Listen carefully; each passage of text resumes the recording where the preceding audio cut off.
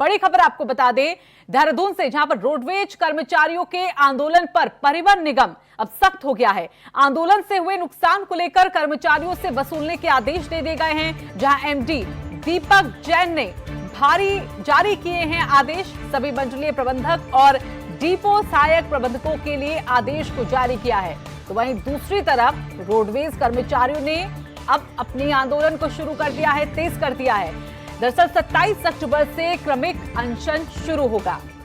तो पहले एक दिन का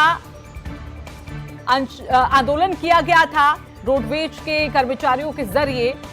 और उनका कहना था कि कोरोना के इस काल में उन्होंने लगातार अपनी जिम्मेदारी को निभाया है, लेकिन वेतन उनका नहीं दिया गया। इसके साथ ही 13 सूत्री मांगे थी, लेकिन उन पर सरकार की तरफ से विचार नहीं किया गया, जिसको लेकर विरोध के सुर अब रोडवेज कर्मचारियों के सुनने को मिल रहे हैं। लेकिन अब खुद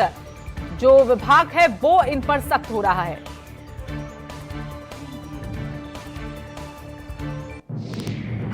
और चलिए ज्यादा जानकारी के लिए हमारे साथ हमारे सहयोगी अजीत कांबोज जुड़ गए हैं, उनका सीधा रुख कर लेते हैं। तो अजीत, ये कहीं ना कहीं तय हो गया था जब रोडवेज कर्मचारियों का वो आंदोलन हुआ था कि ये आंदोलन आगे और जाएगा, और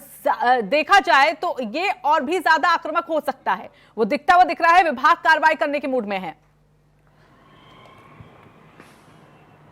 बिल्कुल ऋतु, अगर उत्तराखंड परिवहन निगम की बात की जाए तो कोई भी महीना ऐसा नहीं होता जब परिवहन विभाग के कर्मचारियों को अपनी तनख्वाह के लिए इंतजार न करना पड़ रहा हो और कड़ी मशक्कत ना करनी पड़ रही हो। और ज्यादातर मामलों में ये देखने में आया कि हाईकोर्ट के दखल के बाद ही राज्य सरकार ने इनका वेतन जारी किया, और अब एक बार फिर से हाईकोर्ट की दखल के बाद ही वेतन जारी होने की बात सामने आ रही है। लेकिन सीधे तौर पर कार्मिकों का जो आंदोलन है वो लगातार जारी रहा, और 2 दिन पहले एक दिवसीय कार्मिक आंदोलन करने के बाद सरकार को चेताने का काम परिवहन निगम के कर्मचारियों ने किया था कि अगर उनकी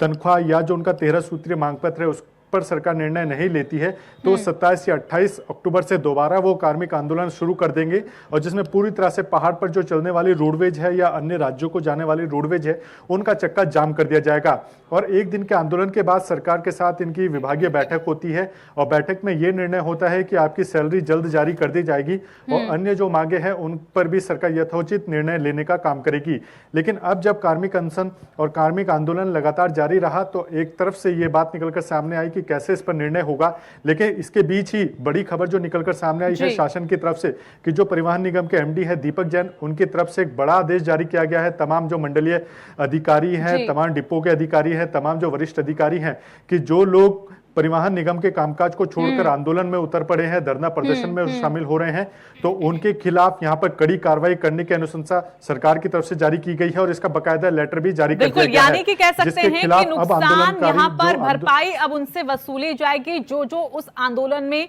सम्मिलित हुए थे। लेकिन ये देखना होगा यहाँ पर कि आखिरकार जिस तरह से इस आंदोलन की शुरुआत की गई थी और जिस तरह से उसी दौरान कहीं ना कहीं प्रतीत हो रहा था कि ये आंदोलन सिर्फ एक दिन का नहीं है, ये एक महज देखा जाए तो चेताया जा रहा था सरकार को कि आप हमारी जो 13 सूत्री मांगे हैं, क्योंकि इससे पहले भी इन मांगों को लेकर कहा गया था, तो उन पर जब विचार नहीं किया जाएगा तो ये आंदोलन और भी आक्रामक हो सकता है। सरकार की तरफ से अजीत, क्या अभी तक इसको लेकर चीजें सामने आई हैं? क्या बातचीत का जो जरिया है वो साफ हो पाया है?